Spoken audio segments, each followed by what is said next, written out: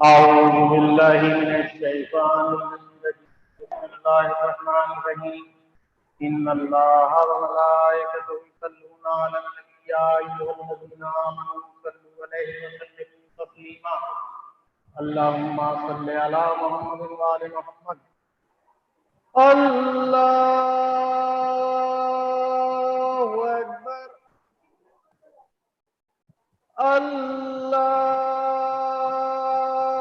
الله أكبر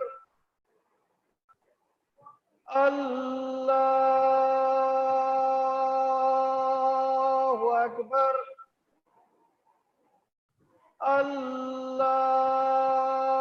الله أكبر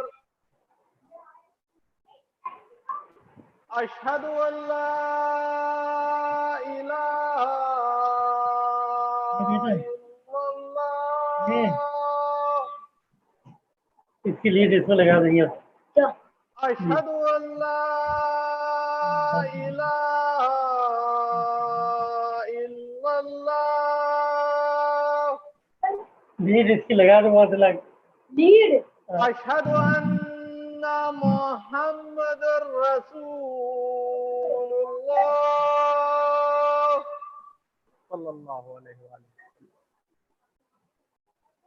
أشهد أن محمد رسول الله صلى الله عليه وآله ادھر سے نہیں ہوگا انکل أشهد أن أمير المؤمنين وإمام المتقين علي ولي الله ووصي رسول الله وخليفته بلا فصل اللهم دعائے پڑھنے کان کو بنا ہوا کون سا بنوایا اس کو بدل کر دیا کال أشهد أن أمير المؤمنين وإمام المتقين عليا حجة الله اللهم صل على محمد وآل محمد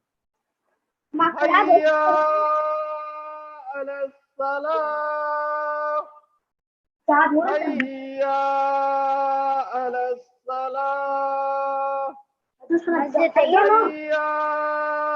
على الفلاح حي على الفلاح حي على خير الأمل حي على خير الأمل الله أكبر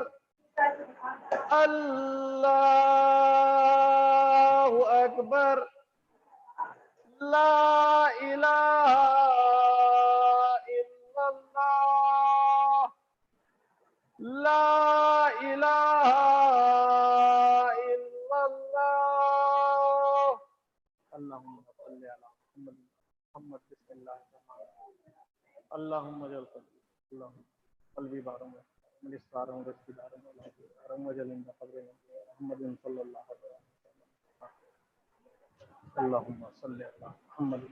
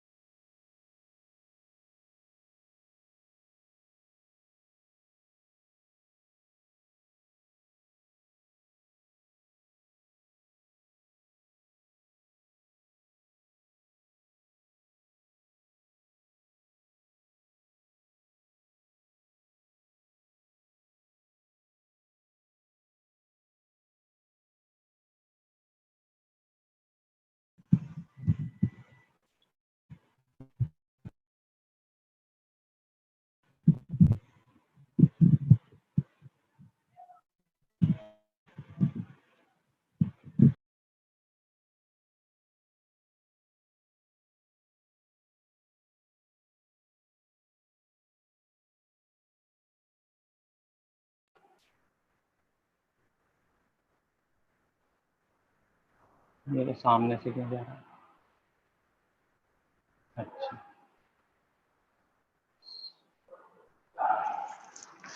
السلام علیکم. ابھی مولانا نہیں.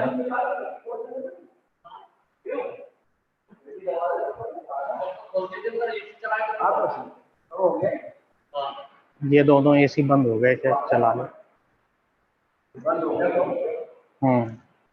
ابھی مولانا جی.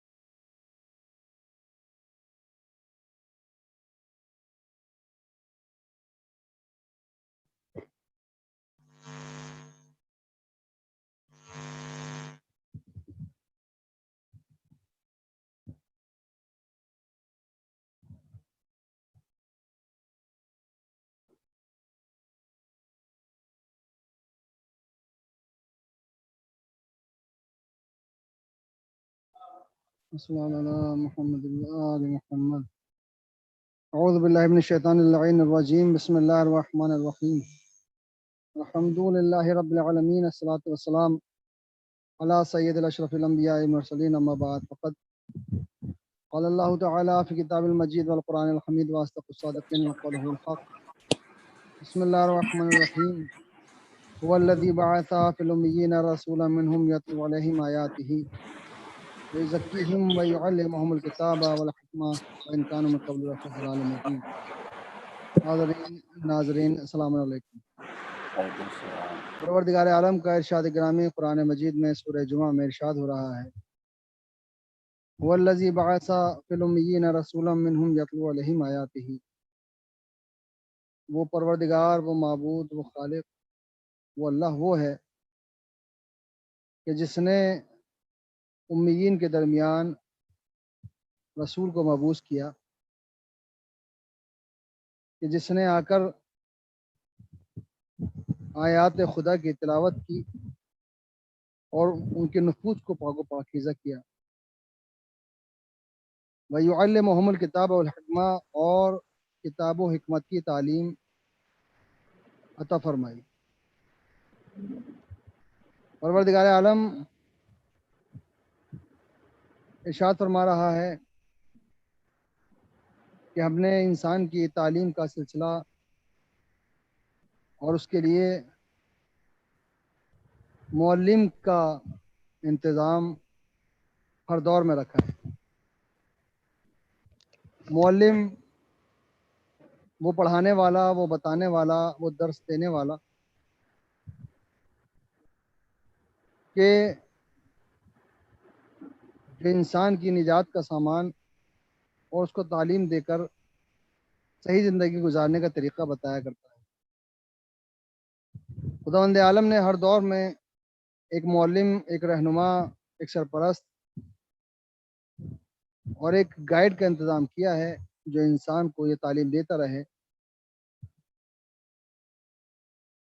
کہ ہماری دنیاوی زندگی کے ساتھ ساتھ اخروی زندگی کیسے صحیح ہو سکتی ہے۔ آخرت کے بارے میں تعلیم وہی بہتر دے سکتا ہے، وہی زیادہ اچھی طریقے سے پڑھا سکتا ہے، بتا سکتا ہے جس کو آخرت کے بارے میں علم حاصل ہو، جس نے پڑھا ہو، جو تعلیم یافتہ ہو، جس نے درس حاصل کیا ہو۔ جس انسان کو آخرت کا علم نہیں ہوگا، معرفت نہیں ہوگی، وہ انسان آخرت کے بارے میں نہیں بتا سکتا۔ دنیاوی ٹیچر، دنیاوی درس دینے والے دنیا کی تمام ترقیات اور تمام علوم کا درس دے سکتے ہیں، مگر آخرت کا درس، قیامت کے بعد آپ کی نجات اور آپ کا کیا مقام ہوگا اور کس عمل سے وہ مقام حاصل ہو سکتا ہے، وہ صرف اور صرف انسان اس معلم سے حاصل کر سکتا ہے جس کو آخرت کا خود علم ہو۔ لہذا پروردگار عالم نے ارشاد فرمایا یعلمہم الکتاب والحکمہ، ہم نے ایک ایسا معلم دیا کہ جو کتاب اور حکمت کی تعلیم دیتا ہے۔ اب کتاب اور حکمت کا ذکر کرنے کے بعد قرآن مجید میں سورہ جمعہ میں پروردگار عالم نے یہ صاف ظاہر کر دیا کہ کتاب اور حکمت رکھنے والا، کتاب پڑھنے والا عالم نہیں ہوا کرتا، کہ انسان صرف اور صرف کتاب پڑھنا جانتا ہو، درس پڑھتا ہو، صرف اور صرف وہ عالم ہوگا، بلکہ قرآن مجید میں پروردگار عالم نے ارشاد فرمایا کہ مثل الذین حملوا التوراۃ ثم لم یحملوها کمثل الحمار یحمل اسفارا، وہ لوگ جو صرف کتاب کو کافی سمجھتے ہیں یا کتاب کو ہی اپنا علم کا ذریعہ مانتے ہیں، تو وہ لوگ وہ ہیں کہ جو صرف پڑھنا جانتے ہیں مگر اس کی معرفت نہیں رکھتے۔ لہذا قرآن کے ساتھ ساتھ پروردگار عالم نے ارشاد فرمایا وَإِن كَانُوا مِن قَبْلُ لَفِي ضَلَالٍ مُبِينٍ، حالانکہ یہ لوگ پہلے کھلی ہوئی گمراہی کے اندر تھے۔ ایسا نہیں ہے کہ قرآن پہلی کتاب ہے، قرآن سے پہلے بھی 3 کتابیں نازل ہو چکی ہیں، زبور، توریت، انجیل، مگر ان تینوں کتابوں کے باوجود اور ان تینوں کتابوں کے ماننے والے عرب کے اندر موجود تھے، مگر جب رسول کو مبعوث کیا گیا اور حضور کو مبعوث کیا گیا اور حضور نے قرآن کی تعلیم دی ہے، تو قرآن کہہ رہا ہے وَإِن كَانُوا مِن قَبْلُ لَفِي ضَلَالٍ مُبِينٍ، اس سے پہلے کے لوگ حالانکہ گمراہی میں تھے۔ جب کتاب تھی تو گمراہی کیوں تھی؟ تو پروردگار عالم نے خود قرآن میں ارشاد فرمایا مثل الذین حملوا التوراۃ ثم لم یحملوها کمثل الحمار یحمل اسفارا، یعنی ان کتاب رکھنے والوں کی مثال بالکل اسی طریقے سے تھی کہ جیسے کسی گدھے کے اوپر کتابوں کو لاد دیا جاتا ہے اور وہ وزن اٹھائے ہوئے ہوتا ہے۔ تو وہ حامل قرآن تو تھے مگر قرآن کی معرفت نہیں رکھتے تھے، کتاب کی معرفت نہیں رکھتے تھے، کتاب الہی کی معرفت نہیں رکھتے تھے۔ اور پھر پروردگار عالم نے ارشاد فرما دیا اگلی آیت میں، ایسا ہو سکتا ہے کہ کوئی انسان یہ سمجھے کہ قرآن کے اندر جانور کی مثال دی گئی ہے، انسان کی مثال نہیں دی گئی۔ پروردگار عالم نے صاف لفظوں میں ارشاد فرمایا بئس مثل القوم الذین کذبوا بآیات اللہ واللہ لا یہدی القوم الظالمین، بالکل اسی طریقے سے کہ جیسے کوئی انسان، وہ لوگ جو اللہ کی آیات کی تکذیب کرتے ہیں، اللہ کی آیتوں کو جھٹلاتے ہیں، یہ لوگ وہ ہیں کہ پروردگار عالم جن کی ہدایت نہیں کرتے۔ جو لوگ اللہ کی ہدایت چاہتے ہیں انہیں چاہیے کہ وہ اللہ کی نشانیوں اور اللہ کی آیات کی عزت کریں۔ آج کے اس خطبے میں وہ لوگ جو گھر بیٹھ کر میرا یہ خطبہ سن رہے ہیں، یا وہ لوگ جو حاضر ہیں، یہ مقدمہ بیان کرنے کی وجہ میری صرف یہ ہے کہ اس ہفتے میں جو سانحہ، جو حادثہ اور جو گستاخی ہم لوگوں کے سامنے آئی، سعودی عرب کے اندر اخبار میں آیت اللہ سیستانی کا کارٹون بنا دینا اور ان کی مذاق اڑانا، یہ ایک ایسا شرمندہ عمل ہے، شرمناک عمل ہے کہ جس میں ایک جاہل نے ایک عالم دین کا مذاق اڑایا۔ حالانکہ حقیقت یہ ہے کہ دنیا میں بہت سارے جاہل ایسے ہیں کہ جو صرف علماء کا مذاق نہیں اڑایا کرتے، اور وہ یہ جانتے بھی نہیں ہیں کہ ہم جتنا بھی علماء کا مذاق اڑائیں گے، عالم دین کا مذاق اڑائیں گے، مذاق اڑ کر اس کا نہیں اڑا رہے ہیں، بلکہ ہم اپنا خود کا مذاق اڑا رہے ہیں۔ اس لیے کیونکہ جہالت انسان کی عقل کو کھا جاتی ہے۔ انسان صرف اور صرف دنیاوی اعتبار سے ایک بہت بڑا رائٹر بن سکتا ہے، جرنلسٹ بن سکتا ہے، مگر جہالت اس کے ساتھ ساتھ پھر بھی رہتی ہے۔ اس لیے کہ کتاب انسان کی جہالت کو ختم نہیں کر سکتی۔ جہالت کا تعلق معرفت سے ہوتا ہے۔ اگر انسان معرفت نہیں رکھتا ہے تو پھر جاہل ہے۔ اسی لیے قرآن مجید میں پروردگار عالم نے ارشاد فرمایا کہ ایک عالم اور ایک جاہل دونوں برابر نہیں ہو سکتے۔ حضور کی حدیث ہے ایک اندھا اور ایک بینائی رکھنے والا کبھی برابر نہیں ہو سکتا۔ تو وہ لوگ جو علماء کی مذاق اڑا رہے ہیں، جو آیت اللہ سیستانی کا کارٹون بنا رہے ہیں اور مذاق اڑانے کی کوشش کر رہے ہیں، وہ چاہے کتنی ہی کوششیں کر لیں، یہ مذاق آیت اللہ سیستانی کا نہیں اڑایا جا رہا ہے، بلکہ ایک علم کا مذاق اڑایا جا رہا ہے۔ اور علم کا مذاق ہمیشہ کوئی بھی عالم دین یا عالم نہیں اڑایا کرتا، ہمیشہ علم کا مذاق جاہل اڑایا کرتا۔ کیونکہ اگر علم کی معرفت اس سے ہوگی تو وہ سمجھے گا کہ عالم ہے کیا۔ جب علماء کی مخالفت ہوتی ہے تو جو مخالفت عالم کی کر رہا ہے اسے آپ یہ مت دیکھیے کہ وہ انجینئر ہے، پروفیسر ہے، جرنلسٹ ہے، ڈاکٹر ہے، کیا ہے، نہیں۔ اگر وہ کسی عالم کی مذاق اڑا رہا ہے یا عالم کی مخالفت کر رہا ہے تو سمجھ جائیے کہ وہ جاہل ہے۔ اس لیے کیونکہ دنیاوی تعلیم کا حاصل کر لینا انسان کا علم کا باعث نہیں ہے، بلکہ اگر اسے علم کی معرفت نہیں ہے تو وہ عالم کی معرفت نہیں کر سکتا۔ آج آیت اللہ سیستانی کا کارٹون بنایا گیا ہے، گزشتہ سالوں کے اندر جو ہے رسول اللہ کا کارٹون بنایا گیا تھا، تو یہ تو سلسلہ جاری ہے۔ ان باتوں سے ہمیں اس بات کا ضرور پتہ چلتا ہے کہ لوگ دنیاوی اعتبار سے دنیاوی تعلیم تو حاصل کر رہے ہیں مگر ابھی عالم نہیں ہوئے ہیں، علم ان کے پاس نہیں ہے۔ اس لیے کیونکہ اگر علم ہوتا تو پھر انسان کو معرفت ہوتی۔ علم ہمیشہ انسان کو انکساری پیدا کرتا ہے۔ قرآن کا بہت ہی مشہور و معروف واقعہ جو آپ لوگ سنتے رہتے ہیں علماء سے، بڑے بڑے ذاکرین سے سنا ہے آپ نے، کہ جب جناب موسیٰ کو اس بات کا احساس ہوا، جناب موسیٰ فرعون کے اوپر فتح یاب ہو گئے، فرعون ختم ہو گیا اپنے لشکر کے ساتھ، جناب موسیٰ کو کلیم اللہ کا لقب مل گیا، جناب موسیٰ کو باقاعدہ عصا مل گیا۔ اس تمام چیزیں جب حاصل ہو گئی تو جناب موسیٰ کے دل کے اندر ایک احساس پیدا ہوا کہ صاحب مجھ سے زیادہ کوئی عالم نہیں ہے۔ اب روایات جو لفظ لکھتی ہے انہوں نے فوراً یعنی پروردگار عالم نے کہا کہ یہ احساس ایسا نہ ہو کہ خود پسندی کا احساس موسیٰ کے علم کو کمتر نہ کر دے، اہمیت نہ کم ہو جائے، لہٰذا جناب جبریل سے کہا ہے جبریل جا کر موسیٰ کی مدد کرو.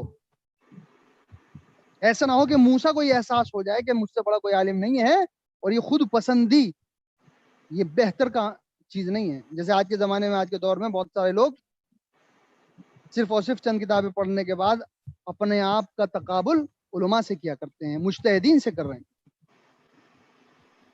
آج لوگوں کو علم نہیں ہے, مجتہدین چھوڑیے اہل بیت سے مقابلہ کر رہے ہیں, اہل بیت سے تقابل کر رہے ہیں. اسی ہفتے میں ایک اور ویڈیو آیا جس کے اندر باقاعدہ مولا کائنات علی بن ابی طالب علیہ السلام اور جناب فاطمہ زہرا سلام اللہ علیہ عالم صلی اللہ محمد محمد ان کی مخالفت کی گئی کہ صاحب اہل تشیع حضرات جو ہے روایت بیان کرتے ہیں کہ جنت کے اندر جب سب مومنین رہ رہے ہوں گے اور ایک دم سے ایک رونق ہوگی, ایک روشنی ہوگی, تو لوگ پوچھیں گے یہ کیا ہے, تو کوئی کہے گا کہ شہزادی مسکرائی ہیں. اور اس نے اس کو یعنی جناب فاطمہ زہرا کے مخالف الفاظ کہیں. تو یہ تمام چیزیں اس بات کی علامت ہیں کہ انسان اپنے اندر خود پسندی, اپنے آپ کو بہت بڑا عالم سمجھنے لگا. جناب موسیٰ کو جب یہ احساس ہوا تو پروردگار عالم نے جناب خضر کے پاس بھیجا اور تعلیم دینے کے لیے بھیجا کہ جاؤ تعلیم لے کر آؤ. اور جناب خضر نے ایک ہی شرط رکھی کہ تم میرے پاس علم حاصل کرنے کے لیے آئے ہو مگر تمہارے پاس صبر کی کمی ہے. اس کا مطلب یہ ہوا کہ ایک اچھے شاگرد کے لیے صبر کا ہونا ضروری ہے. ایک عالم دین کے پاس جب انسان جائے تو اس کے پاس صبر ہونا چاہیے. اور وہ واقعات آپ کے پاس آپ کے ذہن میں ہے کہ کشتی کے اندر چھید کر دیا گیا, ایک بچے کا جو ہے اس کا ایک جوان کا قتل کر دیا گیا, اور اس کے بعد 2 بچے یتیم تھے جن کے گھر کی مثلا دیوار بنا دی گئی. یہ تمام واقعات, اور اس کا نتیجہ کیا نکلا؟ نتیجہ یہی نکلا ہے کہ پھر جناب خضر نے فرمایا کہ دیکھو علم حاصل کرنے کے لیے انسان کے اندر صبر کا ہونا ضروری ہے. عالم دین کے پاس جب جائے تو انسان کے پاس صبر ہونا چاہیے. آج جو مخالفتیں علماء کی ہو رہی ہیں, جس طریقے سے گستاخیاں ہو رہی ہیں, آج آپ معاشرے کو دیکھ رہے ہیں کہ معاشرے کے اندر جو حالات پیدا ہو رہے ہیں وہ علماء کا تقابل کی وجہ سے. حالانکہ علم دینے والے کی عظمت بہت ہے, علم دینے والے کی, تعلیم دینے والے کا مرتبہ بہت بڑا ہے. چوتھے امام زین العابدین علیہ السلام کے زمانے میں اللہم صلی اللہ محمد امام کی زمانے میں 2 شخص آئے. ایک وہ تھا کہ جس کے باپ کا قتل ہوا تھا, ایک وہ تھا کہ جس نے قتل کیا تھا. 2 لوگ آئے ہیں امام کی خدمت میں. ایک وہ ہے کہ جس کے باپ کا قتل ہو گیا ہے, ایک وہ آیا ہے کہ جس نے قتل کیا ہے. اور آ کر اس نے کہا کہ یا مولا اس نے میرے باپ کا قتل کیا ہے, آپ انصاف فرمائیں. امام نے اس سے پوچھا کہ تم نے اس کے باپ کا قتل کیا؟ اس نے اعتراف کیا کہ حضور مجھ سے یہ غلطی ہوئی ہے, میں نے قتل کیا. تو امام نے جس کے باپ کا قتل ہوا تھا اس سے پوچھا. یہ دیکھیں کتنا دقیق بات ہے. آج علماء کا احترام, علماء کی عزت, یہ تمام چیزیں درکنار کرنے کے بعد معاشرہ جس راستے پر جا رہا ہے اس میں ہر ایک انسان اپنے آپ کو عالم سمجھ رہا ہے. علم حاصل کر لینا ایک بہت بڑی بات ہے اور اچھی بات ہے, کتابوں کا پڑھ لینا, علم کا حاصل کر لینا, مگر علم جتنا حاصل کرتا جاتا ہے انسان اتنی ہی اس کو علم اور عالم کی معرفت ہونی بھی چاہیے. ایک انسان کتابیں پڑھ لے مگر ایک آیت اللہ کا احترام نہ کرے, ایک عالم دین کا احترام نہ کرے, اس کا مطلب یہ ہوا کہ وہ علم بالکل وہی کام کر رہا ہے جیسا شیطان علم تو رکھتا تھا مگر معرفت نہیں رکھتا. ابلیس کے پاس علم تھا, معرفت نہیں تھی. یزید کے پاس علم تھا مگر معرفت نہیں تھی. یہ تمام چیزیں جب انسان کا علم صرف انسان کے اندر غرور اور تکبر پیدا کرے, سمجھ جائیے کہ وہ علم انسان کے اندر زہر پیدا کرے. امام سے کہتا ہے کہ مجھ سے کچھ غلطی ہوئی ہے, میں نے اس کے باپ کا قتل کیا ہے. تو امام نے فوراً پوچھا اس بیٹے سے کہ جس کے باپ کا قتل ہوا تھا کہ تم کیا چاہتے ہو ان سے؟ اس نے کہا کہ میں قصاص چاہتا ہوں, میں چاہتا ہوں اس کو قتل کیا جائے. امام نے کہا اگر یہ تمہیں خون بہا دے تو کیا تم اس کو لینے کے لیے آمادہ ہوگا؟ اگر یہ خون بہا دے گا تو میں اس کے لیے آمادہ ہوں. وہ شخص جس نے قتل کیا تھا اس کے پاس پیسہ نہیں تھا. اس نے کہا میرے پاس پیسہ نہیں ہے, کہ میں اسے خون بہا دے سکوں. پھر امام فرماتے ہیں کہ اے شخص، تیرے والد کا، تیرے باپ کا قتل اس کے ہاتھوں ہوا ہے، میں تجھے ایک مشورہ دیتا ہوں کہ تو اسے معاف کر دے. نہ قصاص لے نہ خون بہا لے، تو اسے معاف کر دے، پروردگار عالم تجھے اجر عظیم عطا فرمائے. تو اس نے کہا کہ حضور میں اس پہ آمادہ نہیں ہوں، میں ایسا نہیں کر سکتا. تو امام نے فرمایا کہ اچھا، کیا تمہارا اس کا تم پر کوئی احسان ہے زندگی میں؟ اس نے تمہارے لیے کچھ کیا ہے؟ اس نے کہا حضور اس نے زندگی میں میرے لیے کچھ نہیں کیا، ہاں ایک کام اس نے ایسا کیا ہے جس کو میں اتنا بڑا اہمیت والا نہیں سمجھتا، جس کے آج کے زمانے میں بھی لوگ جس کو اہمیت والا نہیں سمجھتے. کہا اس نے ایک کام کیا ہے جس کی میری نظر میں کوئی عزت نہیں، کوئی اتنا بڑا کام نہیں، کوئی اتنا بڑا احسان نہیں ہے. اس نے کہا کیا کام؟ کہا اس نے زندگی میں میرے ساتھ اتنا کیا ہے کہ جب میں اس کے پاس بیٹھا کرتا تھا تو یہ معرفت خدا، معرفت نبی اور معرفت امام بتایا کرتا. اللہم صلی اللہ علیہ محمد وعلی محمد. کہ خدا کی وحدانیت، خدا کی نعمتوں کا ذکر کیا کرتا تھا، رسول کی نبوت کا اس نے مجھے بتائی ہے، اور امام کے بارے میں کافی مجھے بتایا ہے. یہ نالج اس نے مجھے دی ہے. تو امام نے کہا کہ وائے ہو تیری اس عقل پر کہ جس کے مقابلے میں تو خون بہا اور دولت کو بہتر سمجھتا ہے اور اس علم کو کمتر سمجھتا ہے. لہذا تم جس چیز کو کمتر سمجھ رہے ہو، قیامت میں اس سے بیش قیمت کوئی چیز نہیں ہو سکتی. اب امام فرماتے ہیں کہ اب بھی تم اسے معاف کر سکتے ہو؟ اس نے کہا نہیں، میں معاف نہیں کروں. اب امام کیا فرماتے ہیں؟ امام نے اس شخص سے کہا کہ دیکھو تمہارے ہاتھوں اس کے باپ کا قتل ہو گیا ہے، اب تم ایک کام کرو، تم نے جو علم اس کو دیا ہے، یعنی خدا کی نعمتیں، وحدانیت، رسول کی نبوت اور امام کی امامت، اس کو تعلیم دی ہے، اس کا جو ثواب ہے وہ تم مجھے ہبہ کر دو. تم مجھے ہبہ کر دو، اور جو خون بہا کی جو قیمت ہے میں تمہاری طرف سے ادا کر دوں. یہ کتنی بڑی بات ہے.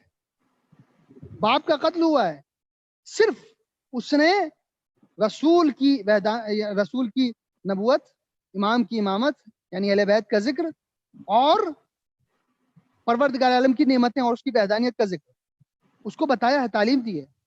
امام فرماتے ہیں اس کا جو ثواب ہے وہ تم مجھے ہبہ کر دو، یہ میرے محشر میں کام آئے گا، اور اس کے بدلے جو یہ خون بہا مانگ رہا ہے اس کی قیمت میں ادا کر دوں.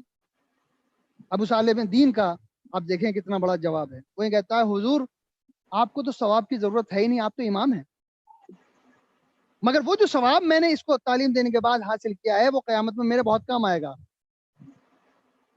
لہٰذا میں قصاص دینے کے لیے تیار ہوں، قتل ہو جانے کے لیے تیار ہوں، مگر میں اپنا ثواب اس لیے نہیں، آپ امام ہیں مجھے حکم دے سکتے ہیں، مگر آپ مجھے مشورہ دے رہے ہیں، لہٰذا میں یہ ثواب قیامت تک لے جانا چاہتا ہوں. یعنی علم دینے والے کا صرف کیا دیا ہے اس نے؟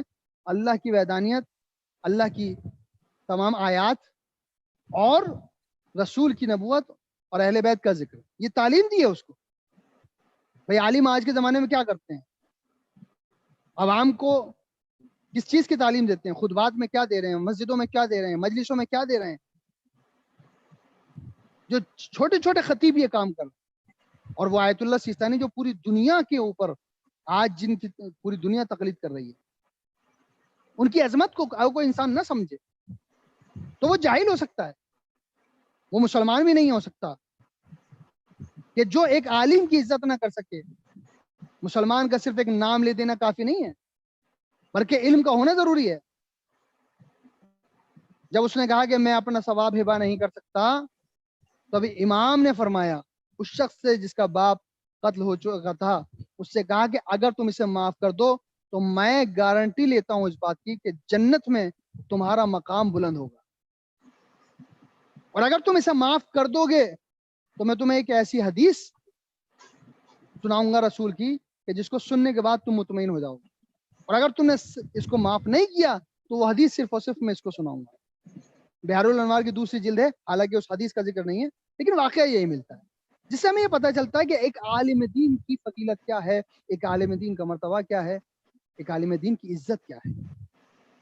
آج لوگ تقابل کر رہے ہیں آیت اللہوں کا، تقلید کے خلاف گفتگو کی جاتی ہے، علماء کے خلاف گفتگو کی جاتی ہے، علماء کے خلاف نازیبا الفاظ بیان کر دیے جاتے ہیں۔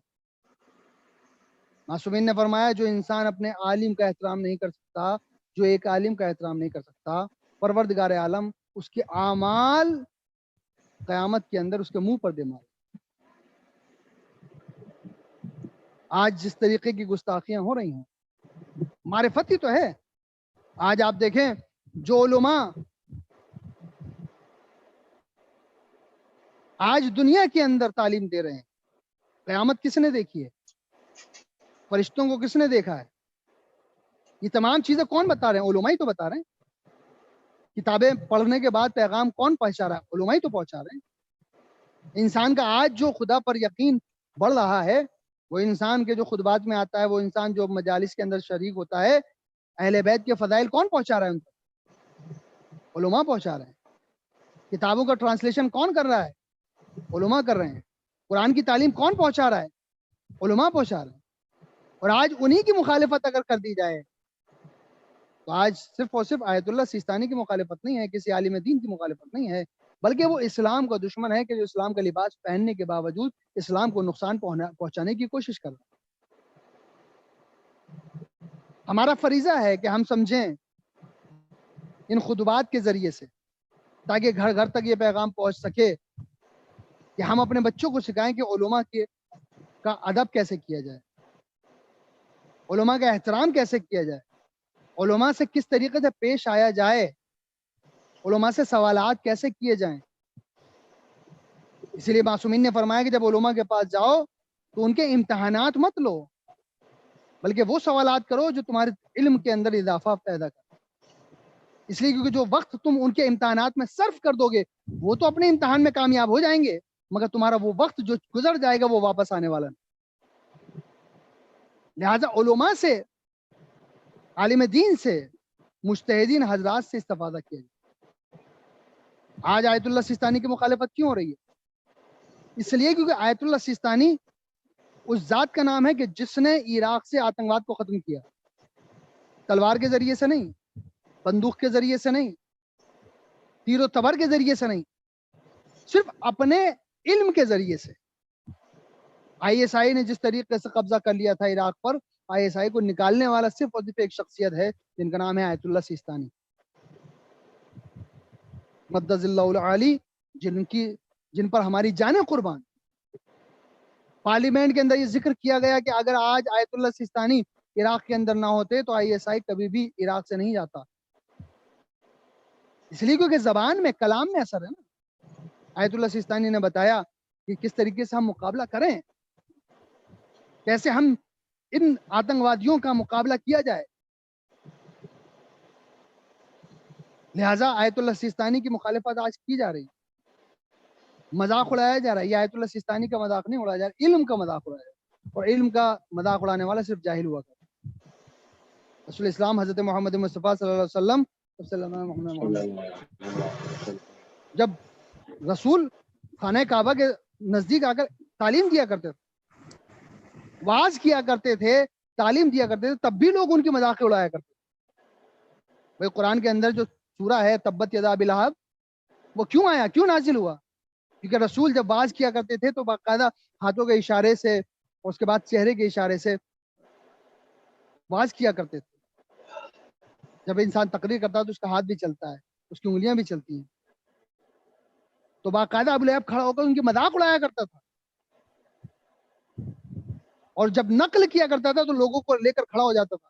کچھ لوگ ایسے ہوا کرتے تھے جو اس کی نقل پر ہنسا کرتے تھے۔ جب ہنسا کرتے تھے تو لوگوں نے کہا کہ دیکھو یہ رسول کی مذاق اڑا رہا ہے، اور لوگ مزے لے رہے ہیں۔ پروردگار عالم نے کہا تبت یدا ابی لہب، اے ابو لہب تیرے ہاتھ ٹوٹ جائے۔ یعنی پروردگار عالم پسند نہیں کرتا ان لوگوں کو کہ جو علم کا مذاق اڑایا کرتے ہیں، عالم کا مذاق اڑایا کرتے ہیں۔ جس طریقے سے پروردگار عالم نے ابو لہب کو بد دعا دی ہے اور بتایا ہے کہ تیرے ہاتھ ٹوٹ جائیں اس لیے کیونکہ تو رسول کی مخالفت کر رہا ہے، ان کے علم کی مخالفت کر رہا ہے، اسی طریقے سے ہر دور کے اندر جب کسی عالم دین، کسی آیت اللہ کی مخالفت ہوگی، پروردگار عالم اس کو تبت یدا ابی لہب کا مستحق بنا دے گا۔ لہذا ہم ضروری ہے کہ ہم اپنے بچوں کو بچپن سے ہی سکھائیں، آشنا کرائیں حیف کی بات ہے ہوتی ہے کہ ہمارے بچوں کو آج یہ نہیں پتہ ہوتا کہ صاحب آج ہم کس کی تقلید کے اندر ہیں. اگر یہ بات ہمارے بچوں کو نہیں پتہ ہے تو یہ افسوس کا مقام ہے. ہم اپنے بچوں کو ماڈرن بنا رہے ہیں, دنیاوی تعلیم دلا رہے ہیں, کوئی عیب نہیں ہے, مگر ہمارے بچوں کو یہ پتہ ہونا چاہیے کہ ہمارا رہنما کون ہے. آج کے زمانے میں کم سے کم 80 یا 70% لوگ وہ ہیں جو آیت اللہ سیستانی کو آیت اللہ شیستانی کہتے ہیں, جن کو ان کے نام کی ہجے نہیں یاد. میں اس لیے بات یہ کہہ رہا ہوں کہ بہت سارے لوگ آن لائن سن رہے ہیں, لفظ شیستانی کہا جاتا ہے, سیستانی, جن کو نام تک یاد نہیں ہے. تو ہم اپنے بچوں کو معرفت کیا دلا سکتے ہیں؟ لہٰذا ہمیں ضروری ہے کہ ہم علم کی معرفت اپنے بچوں تک پہنچائیں, ان کو درس دیں اور بتائیں کہ عالم دین کی فضیلت کیا ہوا کرتی ہے. پروردگار عالم رسول اسلام حضرت محمد مصطفیٰ صلی اللہ علیہ وسلم کے صدقے میں ہم کو علماء کی عزت کرنے کی توفیق عطا فرمائے. پروردگار عالم ہمیں اپنے بزرگوں کا احترام کرنے کی توفیق عطا فرمائے. خداوند عالم جو لوگ علماء کی خصوصاً آیت اللہ سیستانی کی مخالفت کر رہے ہیں, پروردگار اگر وہ اصلاح کے لائق ہیں ان کی اصلاح فرما دے, اور اگر اصلاح کے لائق نہیں ہیں خداوند عالم ایسے لوگوں کو جو اسلام کو نقصان پہنچا رہے ہیں, مسلمانوں کے درمیان اختلاف پیدا کر رہے ہیں, اہل سنت اور اہل تشیع بھائیوں کے درمیان اختلاف پیدا کرنے کی کوشش کر رہے ہیں, پروردگار وہ مسلمان نہیں ہیں بلکہ وہ منافقین ہیں کہ جو مسلمانوں کے درمیان اختلاف پیدا کرنا چاہتے ہیں. پروردگار ان کو ان کے ارادوں کے ساتھ نیست و نابود فرما. پروردگار تمام مسلمانوں کو عزت و وقار کے ساتھ زندگی گزارنے کی توفیق عطا فرما. شیعہ سنی تمام اہل برادران کو اسلام کے راستے پر چلنے کی توفیق عطا فرما, محبت اور اخلاص سے زندگی گزارنے کی توفیق عطا فرما. باالحق واسطہ محمد والے محمد کا حاضرین اور ناظرین کی تمام جائز حاجات کو قبول فرما لے. پروردگار جو مومنین مومنات بیمار ہیں انہیں شفا کاملہ اور عاجلہ عطا فرما. خصوصاً ہمارے ہندوستان کو اس کرونا وائرس سے آزادی عطا فرما اور تمام انسانوں کو اس بیماری سے آزادی عطا فرما. ہمارے ہندوستان کی حفاظت فرما, ہمارے ہندوستان کو ترقی عطا فرما. خداوند عالم ہم کو اپنے مرکزوں کا احترام اور ان کی فکر کرنے کی توفیق عطا فرما. خداوند عالم ان دنوں ہم اپنے مرکزوں تک نہیں پہنچ پا رہے ہیں, امام بارگاہوں مسجدوں تک نہیں پہنچ پا رہے ہیں. خداوند عالم ہمیں گھر بیٹھ کر بھی وہ توفیق عطا فرما کہ ہم اپنے مرکزوں کے بارے میں خیال کر سکیں اور اس کی خدمت کر سکیں. پروردگار واسطہ محمد والے محمد کا عبادت گاہوں کو محفوظ عطا فرما, ہمیں ان کی خدمت کرنے کی توفیق عطا فرما. بارہویں امام کے ظہور میں تعجیل فرما, ہم کو ان کے اعوان و انصار میں شمار فرما. تقبل منا انک انت السمیع العلیم. بسم اللہ الرحمن الرحیم. والعصر ان الانسان لفی خسر الا الذین آمنوا وعملوا الصالحات وتواصوا بالحق وتواصوا بالصبر. محمد وآل محمد. اللهم صل على محمد وآل محمد. اللهم صل على محمد وآل محمد. بسم الله الرحمن الرحيم. الحمد لله رب العالمين, الصلاة والسلام على سيد الأشرف الأنبياء والمرسلين خاتم النبيين سيد المرسلين مولانا مولى الثقلين جد الحسن والحسين أبو القاسم محمد. اللهم صل على محمد وعلى أهل بيته الطيبين الطاهرين. أما بعد, فقد قال الله تعالى في كتابه المجيد والقرآن الحميد وأصدق الصادقين وقوله الحق. بسم الله الرحمن الرحيم. إن الله وملائكته يصلون على النبي يا أيها الذين آمنوا صلوا عليه وسلموا تسليما. محمد.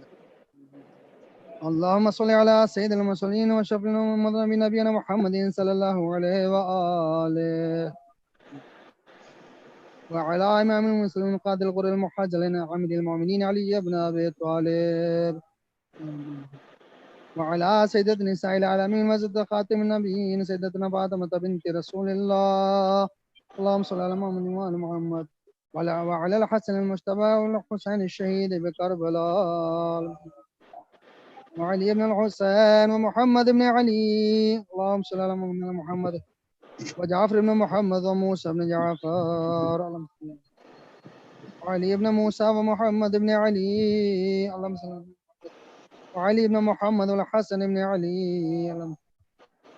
اللهم صل على مولانا صاحب الزمان. اللهم صل على محمد وآل محمد. إن الله يأمر بالعدل والإحسان وإيتاء ذي القربى وينهى عن الفحشاء والمنكر والبغي يعظكم لعلكم تذكرون. اللهم صل على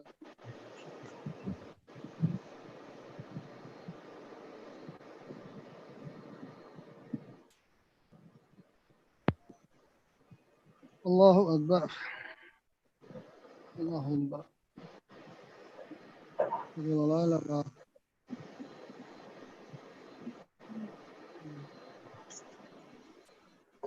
اللهم صل على محمد اللهم صل على محمد عليه الصلاة والسلام عليه الصلاة والسلام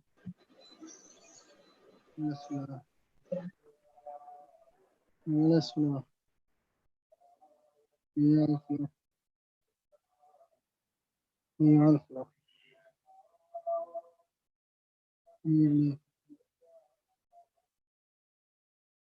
يا على آخر الموت قد قامت الصلاة قد قامت الصلاة الله أكبر الله أكبر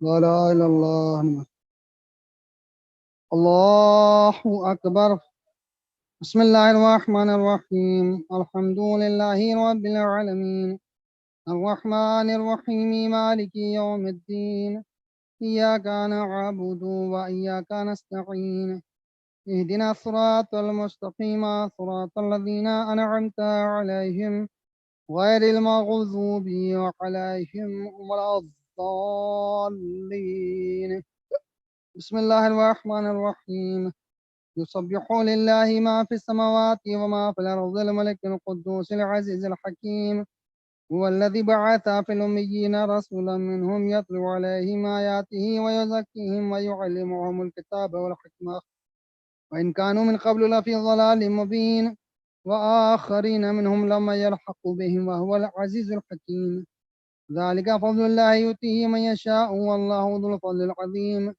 مثل الذين حملوا التوراة ثم لم يحملوها كمثل الحمار يحمل أسفارا بئس مثل القوم الذين كذبوا بآيات الله والله لا يهدي القوم الظالمين قل يا أيها الذين هادوا إن زعمتم أنكم أولياء لله من دون الناس فتمنوا الموت إن كنتم صادقين ولا يتمنونه أبدا بما قدمت أيديهم والله عليم بالظالمين قل إن الموت الذي تفرون منه فإنه ملاقيكم ثم تردون إلى عالم الغيب والشهادة وينبئكم بما كنتم تعملون يا أيها الذين آمنوا إذا نودي للصلاة من يوم الجمعة فاسعوا إلى ذكر الله وذروا البيع ذلكم خير لكم إن كنتم تعلمون وإذا قضيت الصلاة فانتشروا في الأرض وابتغوا من فضل الله واذكروا الله كثيرا لعلكم تفلحون وإذا رأوا تجارة أو لهوا انفضوا إليها وتركوك قائما قل ما عند الله خير من اللهو ومن التجارة والله خير الرازقين الله أكبر ربنا آتنا في الدنيا حسنة وفي الآخرة حسنة وقنا عذاب النار وقنا عذاب القبر وقنا عذاب الحشر وقنا عذاب الميزان اللهم صل على محمد وآل محمد وعجل فرجهم واحشرنا معهم الله أكبر سبحان الله سبحان الله سبحان الله ختم بھی ہو گئی ربي جمعے کی دو العظيم رکعت تو کی ہیں وبحمده سمع الله لمن حمده الله أكبر سبحان الله سبحان الله سبحان الله سبحان ربي الأعلى وبحمده الله أكبر أستغفر الله ربي وأتوب إليه الله أكبر سبحان الله سبحان الله سبحان الله سبحان ربي الأعلى وبحمده الله أكبر بحول الله تعالى وقوته يقوم وأقعد بسم الله الرحمن الرحيم الحمد لله رب العالمين الرحمن الرحيم مالك يوم الدين إياك نعبد وإياك نستعين اهدنا الصراط المستقيم صراط الذين أنعمت عليهم غير المغضوب عليهم ولا الضالين بسم الله الرحمن الرحيم قل هو الله أحد الله الصمد لم يلد ولم يولد ولم يكن له كفوا أحد كذلك الله ربي وربنا. الله أكبر. سبحان الله سبحان الله سبحان الله سبحان ربي العظيم وبحمده. سمع الله لمن حمده. الله أكبر. اللهم اغفر للمؤمنين والمؤمنات والمسلمين والمسلمات الأحياء منهم والأموات. تابع بيننا وبينهم بالخيرات إنك مجيب الدعوات إنك على كل شيء قدير. اللهم صل على محمد وآل محمد وعجل فرجهم واحشرنا معهم. الله أكبر. سبحان الله سبحان الله سبحان الله سبحان ربي الأعلى وبحمده. الله أكبر. أستغفر الله ربي وأتوب إليه. الله أكبر. سبحان الله سبحان الله سبحان الله سبحان ربي الأعلى وبحمده. يا ولي العافية مسألك العافية عافية الدنيا والآخرة. رب صل على محمد وآل محمد. الله أكبر. الحمد لله. أشهد أن لا إله إلا الله وحده لا شريك له وأشهد أن محمدا عبده ورسوله. اللهم صل على محمد وآل محمد. السلام عليك أيها النبي ورحمة الله وبركاته. السلام علينا وعلى عباد الله الصالحين.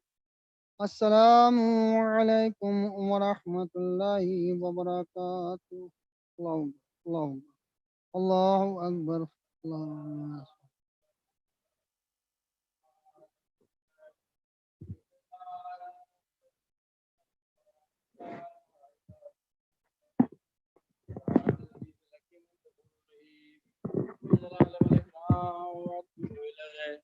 إن الله وملائكته يصلون على النبي يا أيها الذين آمنوا صلوا عليه وسلموا تسليما. بسم الله الرحمن الرحيم. اللهم اسقل على القبور السرور. اللهم اغن كل فقير. اللهم اشبع كل جائع. اللهم اسقل كل عريان. اللهم ارزق عن كل مدين. اللهم فرج عن كل مكروب. اللهم رد كل غريب. اللهم فك كل اسير. اللهم اصلح كل فاسد من امور المسلمين. اللهم اشف كل مريض. اللهم صد فقنا بغناك.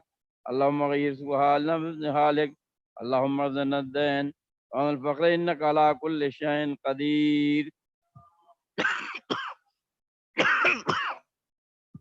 بسم الله الرحمن الرحيم.